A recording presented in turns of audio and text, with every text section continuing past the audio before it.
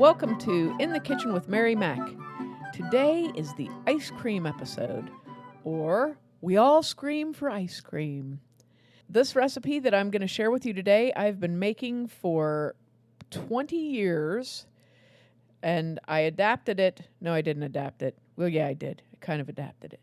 I found it because I used to use our old family recipe before that.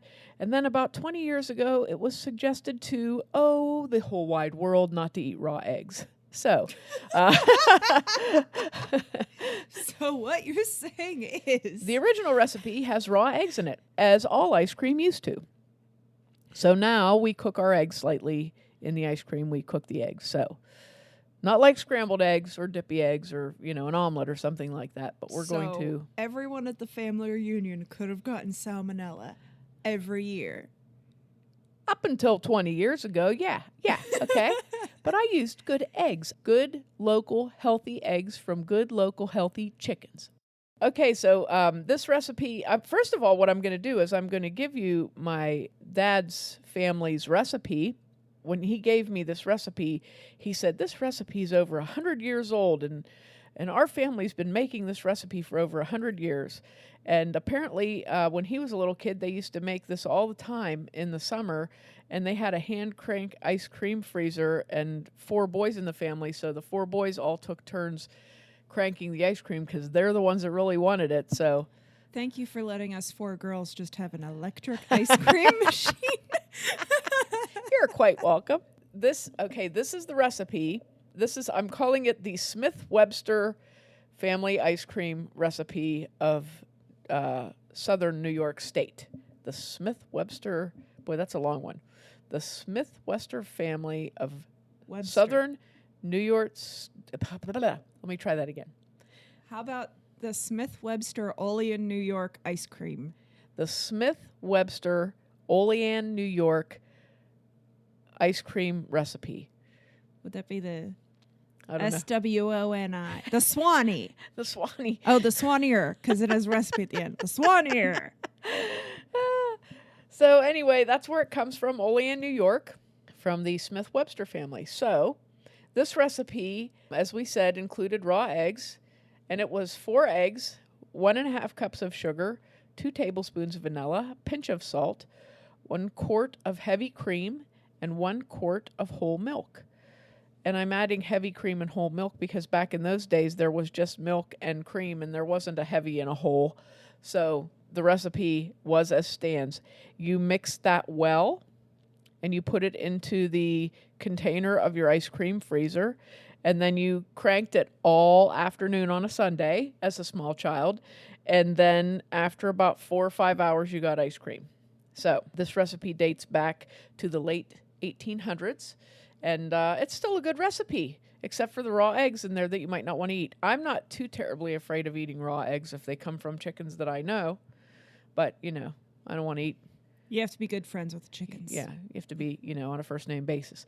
So this is the recipe that I use, though, and this is a very, very good recipe, and I believe I found it in the ginormous Family Circle encyclopedia of recipes that I have that you could probably prop up the leg of your broken couch with it. It's an enormously thick book, and it has every recipe known to man from a magazine called Family Circle. So this recipe, I pretty much use it almost exactly as it is out of the book.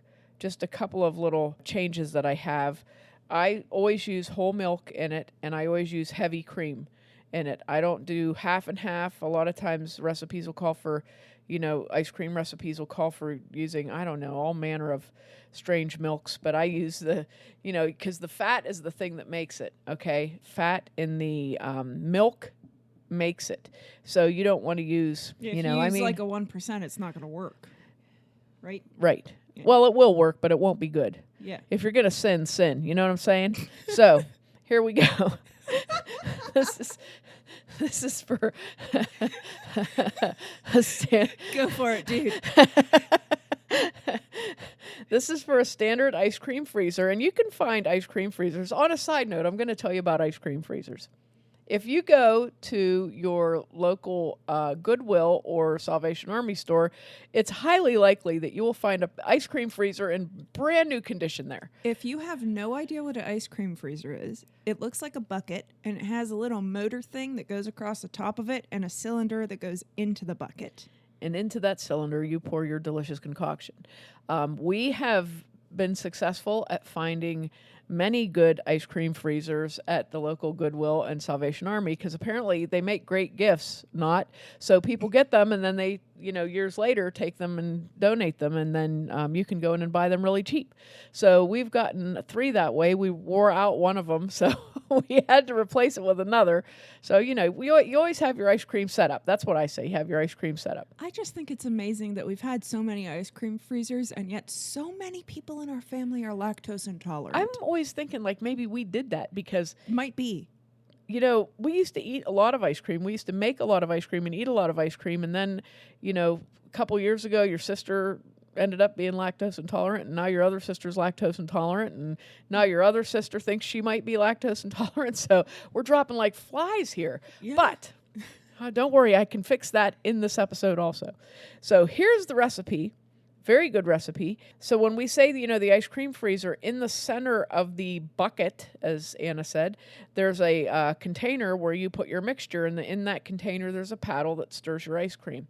So you're going to make your mixture, put it in there, put the lid on it, put that inside the bucket, attach the motor to the top, and then what you do is you put about 3 or 4 inches of ice in it. You put some rock salt on top like you would use to melt ice if you live where it snows. And then you put a little more ice, a little more salt, a little more ice, a little more salt until it's filled up the whole way. Then you turn it on and start that baby freezing. And it usually takes like 45 minutes to freeze ice cream. And what you put in there, you're going to put in about 2 quarts of a mix, which is a half gallon. And you're going to get about a gallon of ice cream when you're done because it whips up.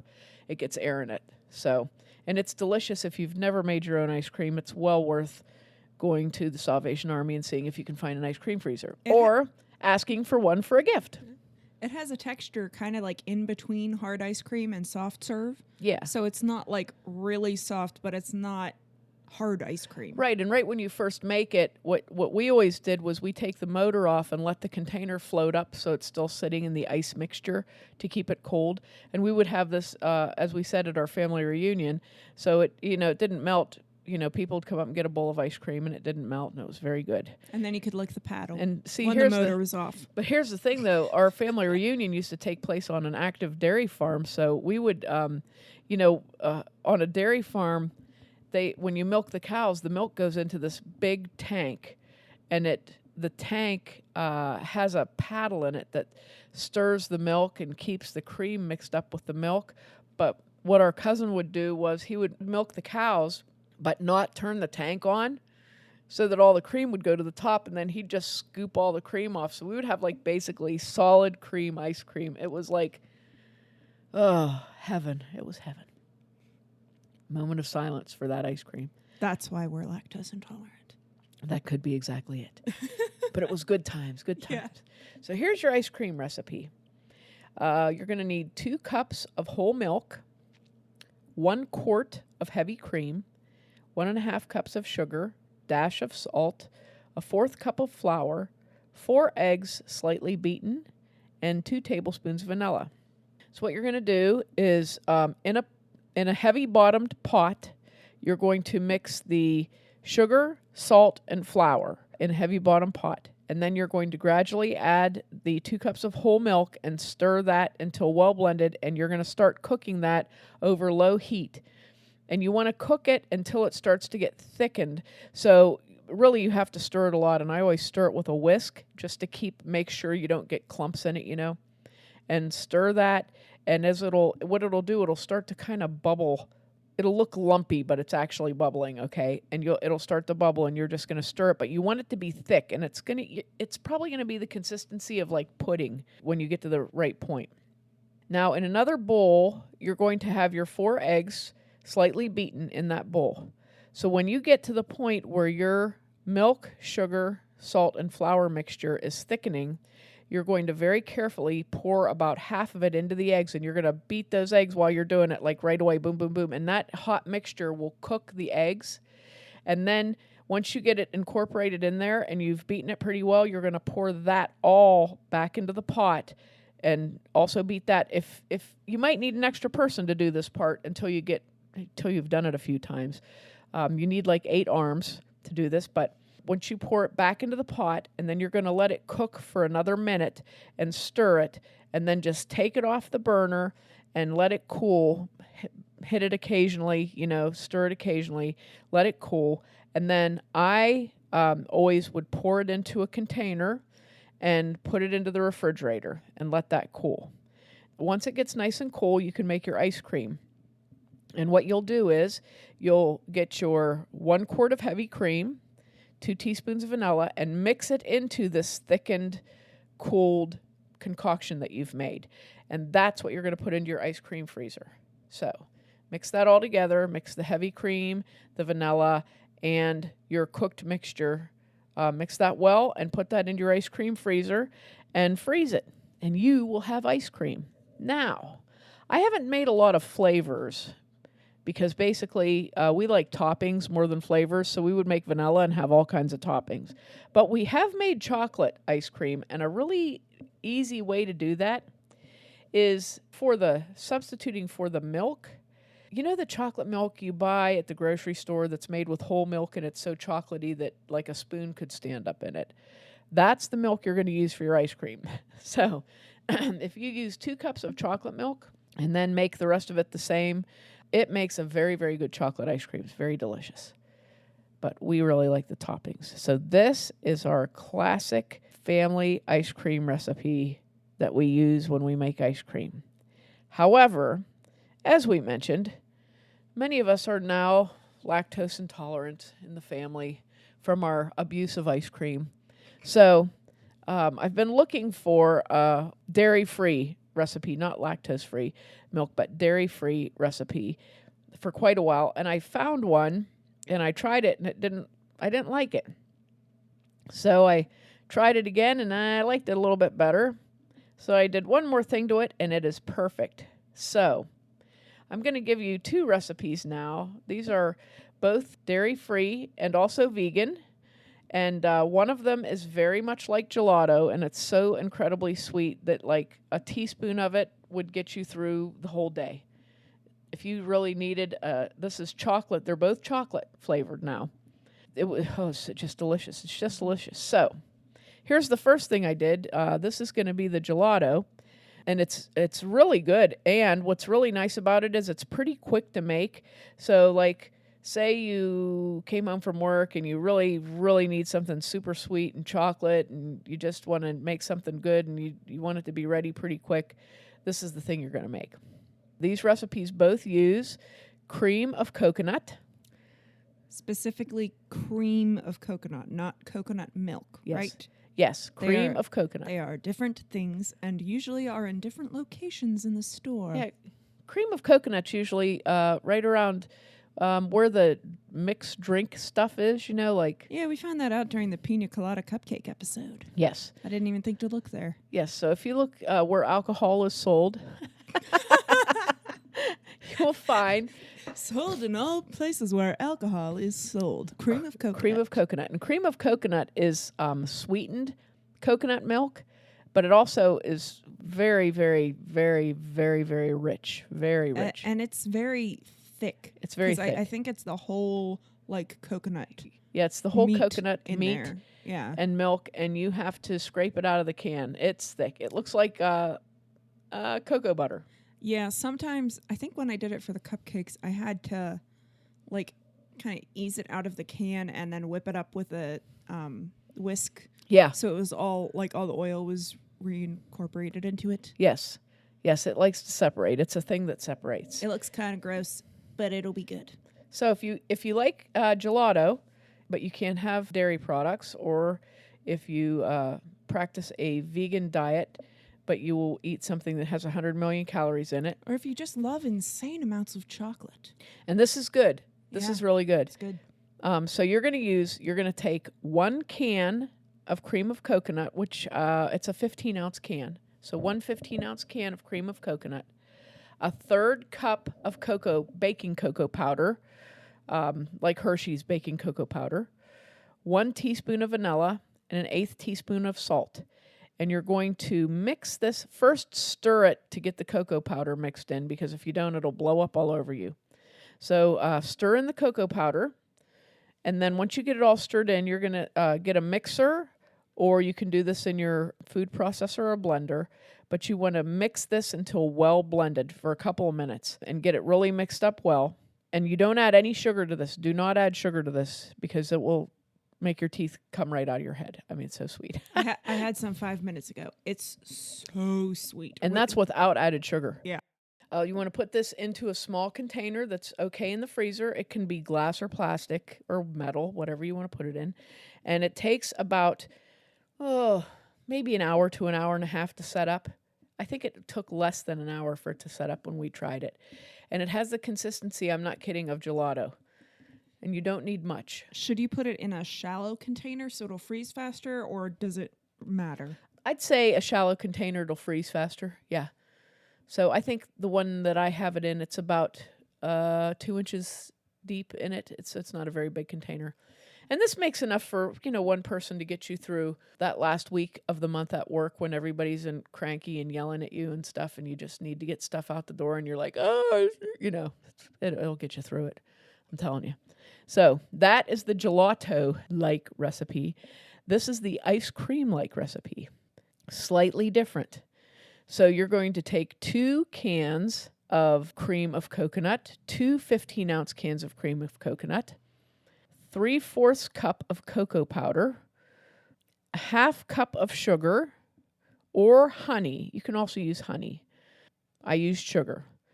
2 teaspoons of vanilla extract, a 1/4 teaspoon of sea salt or kosher salt, and 2 cups of unsweetened almond milk or unsweetened soy milk. Now you're going to do the same thing. You're going to very carefully stir that until you get your cocoa powder incorporated, and then whip it up with your mixer until everything is very well blended. And it will be, I would say it comes out to be about the consistency of cake batter. Now, if you have an ice cream freezer, you can put this right into the canister of your ice cream freezer and freeze it like that if you want to. However, I put this into a shallow rectangular Tupperware container. It's legit real Tupperware. It's the real deal. And I put it in there and put it in the freezer, and it took about 1.5 hours to freeze, and we were able to scoop it out like ice cream, and I'm telling you, it's almost as good as Nadamu. I would not have known it was dairy-free unless I was told. It's very good. It's very good. Now, I was talking to a person who makes a similar thing to this, almost exactly this, but for the flavoring, they use that flavored protein powder. So protein powder comes in a ton of flavors. And there's a very popular peanut butter flavor out now. So there's, that's an option that you could do if you want to make this sort of like a protein powder health food bodybuilding Ice cream treat. I think you'd just have to watch. Like, you wouldn't want to get a too sweet of a flavor of protein powder. No, you wouldn't want a real sweet flavor. So that might be a very good thing to try. But this is delicious. This chocolate, I'm telling you, it is absolutely delicious. I was even thinking with this particular recipe, this ice cream recipe, you could probably pour it into those popsicle molds and make like a fudge bar out of it. Make your own fudgesicles. Yeah, I think it would be very easy. And that you wouldn't even know. You really, I don't, did you notice much of a coconut taste? Because I did not notice much of a coconut taste. I did a little bit in the gelato one, but in the one that has the almond milk in it, I didn't notice at all. Like I said, I would not have known if you didn't tell me. Yeah, it's good. It's very and good. The texture is the same as regular hard ice cream. You're right. Yeah, the texture was very good. I was very impressed. And you know what I like about this too? One of the things that really bothers me about ice cream that you buy at the store and dairy-free ice cream is there's all sorts of additives in there to make it creamy and to make it I don't know what it does. But there's things you can't pronounce on there. And even in the vegan ice creams, there's additives that you can't pronounce. And this is everything here you can pronounce. Well, most people can. I can't, but normal words, I'm out. But this is very easy to make, very good, and you know what you put in it. So that's what I like. I love stuff like that. I just love when you can read there's like 5 or 6 ingredients, So these are really good. No lie. I'm going to have to do many more experiments on it. So We're going to need to start an exercise podcast so we can work off all the weight we gained from this one. yeah. In the gym with Mary Mac. I'll complain the whole time. That's what I'll do. I'll complain and gripe. Oh, I hate this place. But I put myself there, right? So I hope you guys give these a try and let me know what you think as always. I'd love to hear some feedback if you like them, or if you tried the recipe, or if you enjoyed it. But thanks a lot. Thanks a lot for supporting us and listening. We get a good amount of listens from SoundCloud and iTunes, and we really appreciate you listening to our food ramblings here. And I don't know, we sound like we have a strange addiction. That's about what it is. So, all right. Well, be sure to check us out online. Our website is marymacpodcast.com. Our Facebook and Instagram is Mary Mac Bakehouse, and our Twitter is Mary Mac Mixes. Thanks a lot for listening if you did, and if you didn't, too bad for you.